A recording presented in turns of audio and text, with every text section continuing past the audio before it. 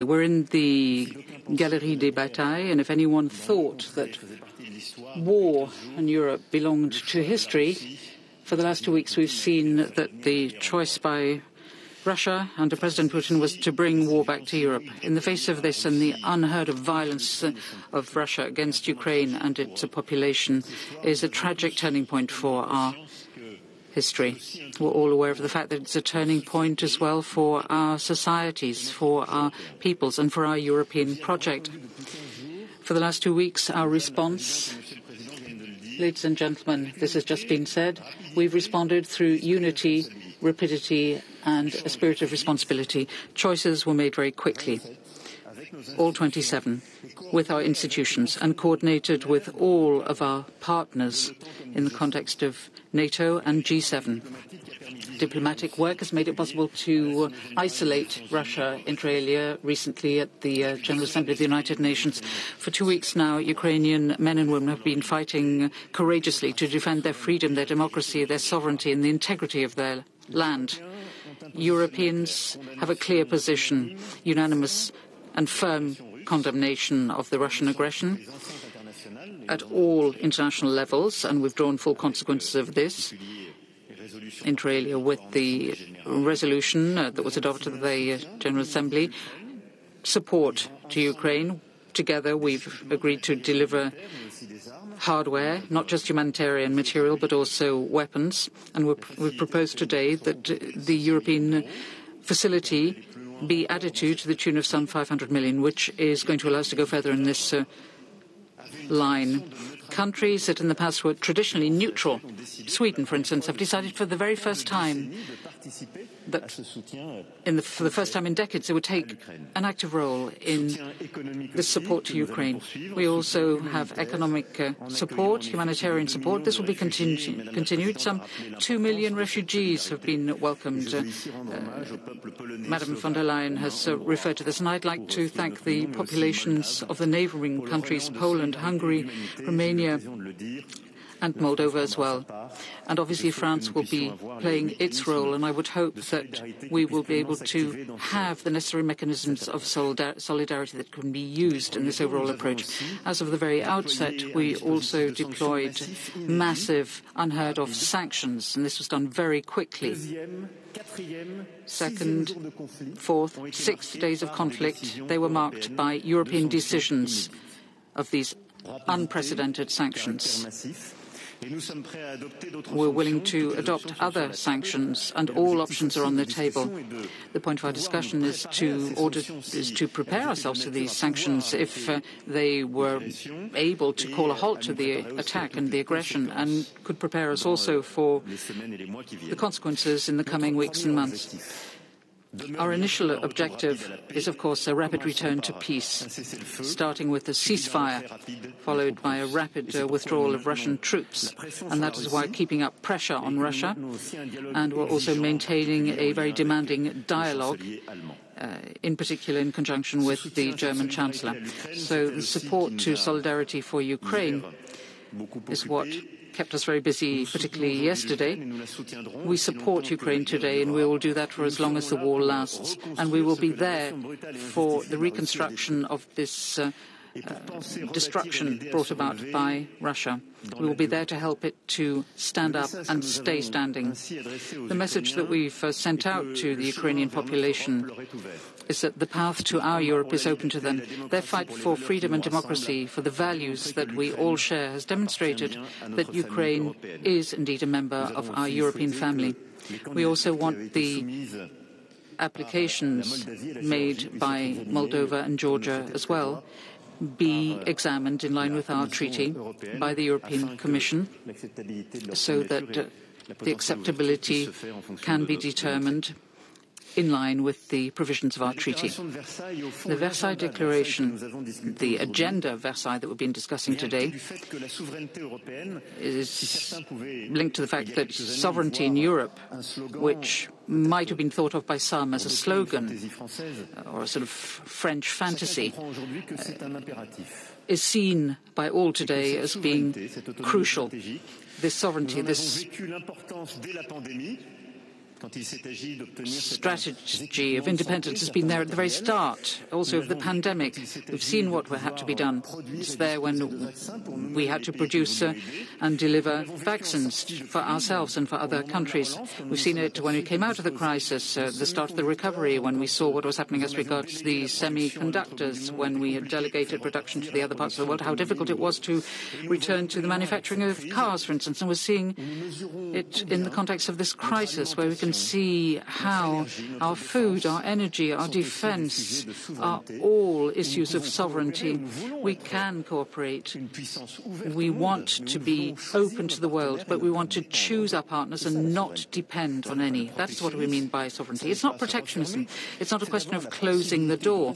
It's a question of having the possibility of staying open without being dependent. So the Versailles agenda has set out the next few months' work along those lines. As regards defense, we want to be able to define the investments that we need.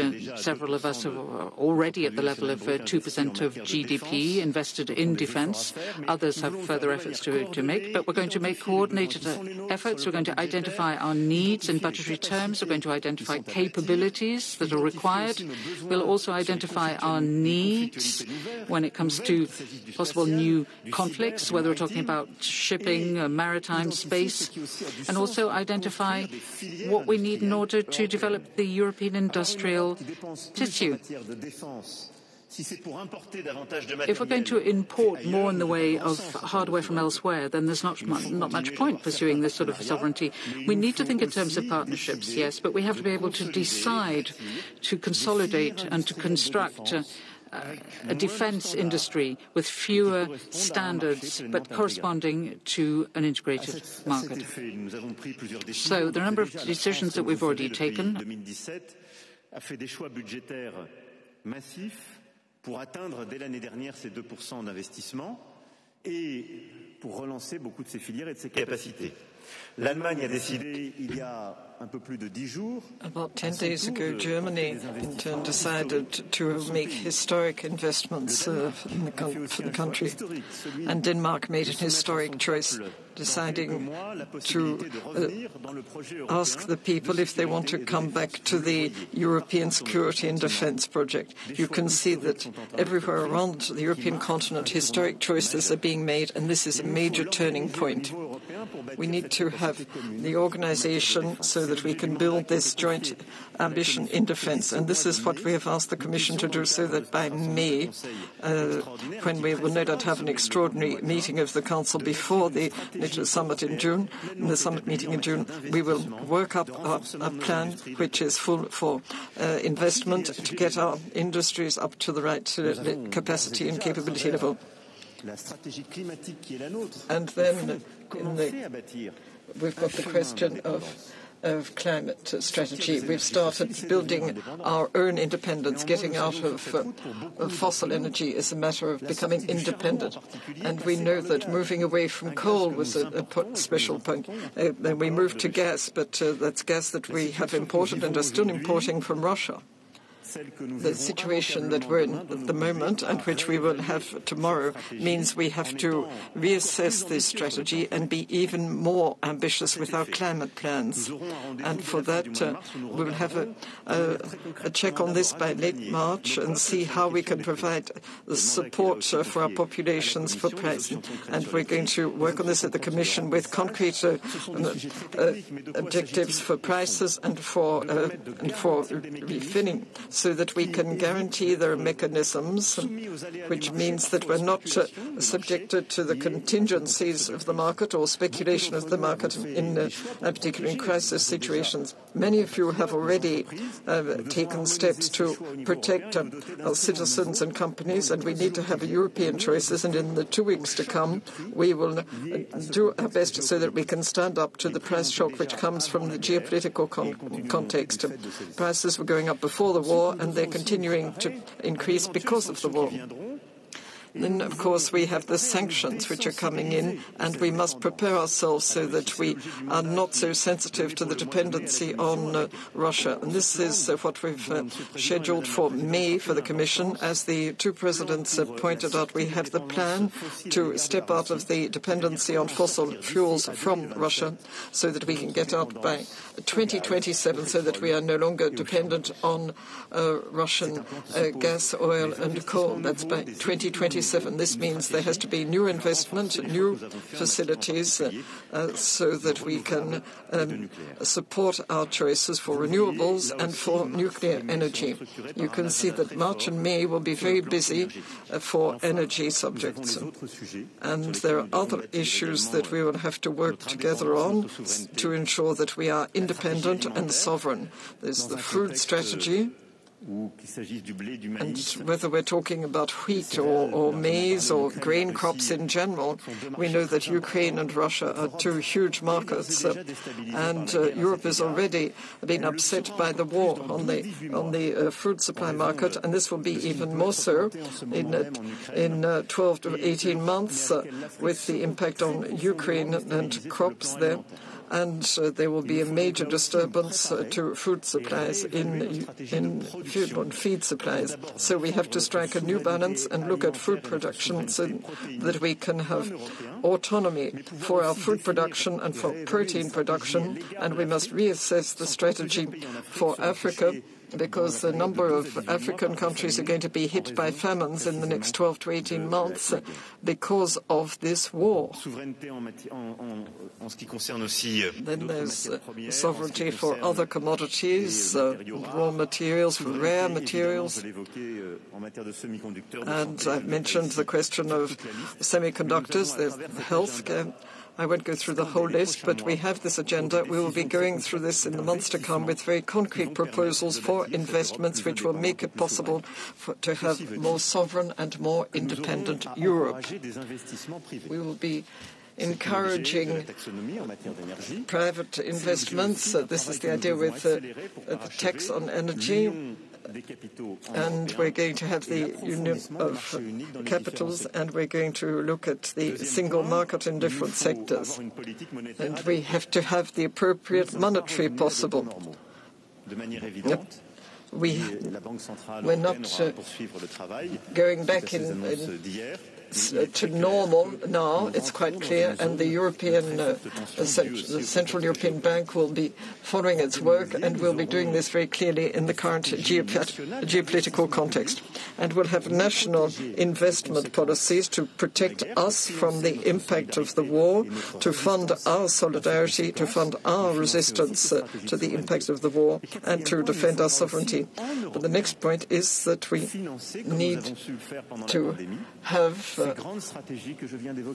means of funding these major strategies, funding from Europe. And these are the things I mentioned, and this is why we need to have joint funding. We need to coordinate our investments, and we should do it in a European context so that we don't see the financial markets being broken up and different forms of sovereign debt.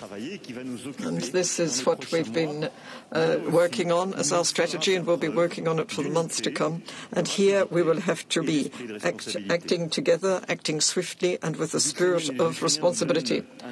The Ukrainians have given us an example which is quite unique, the example of courage.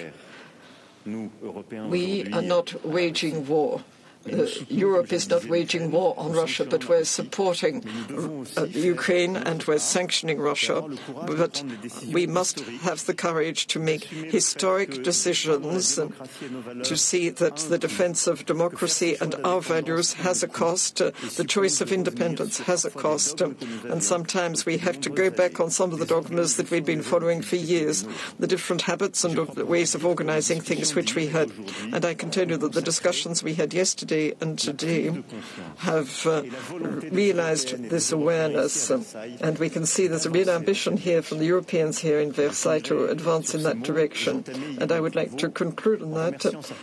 We started the work yesterday by extending thanks to some of the colleagues, and I would like to say this to the President of the Commission, because here in Versailles it's a very historic site which the French, of course, love above all, and which we're very proud of, and we see it and it's known around the world. But it's a site which is also the site of diplomatic defeats.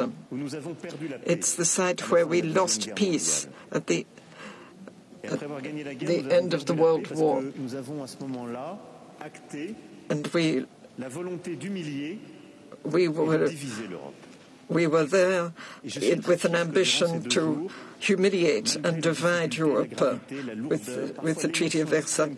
And despite the difficulties we've had here today with the emotions and different attitudes, we did have a unanimous agreement on the fact that the only way of protecting our continent was through unity, through courage and unity. That's the most important thing. Thank you.